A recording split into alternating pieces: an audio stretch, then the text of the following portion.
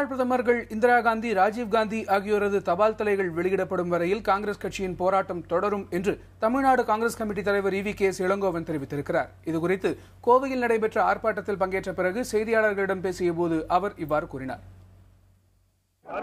இந்திரா காந்தியுடைய தபால் தலையையும் ராஜீவ் காந்தியுடைய தபால் தலையையும் உபயோகிக்க கூடாது என்று ஒரு உத்தரவு போடப்பட்டதாக செய்தி வந்திருக்கின்றது.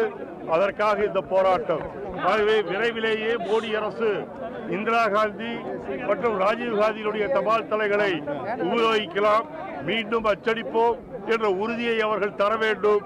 தரவில்லை என்று சொன்னால் தொடர்ந்து போராட்டம் நடைபெறும்.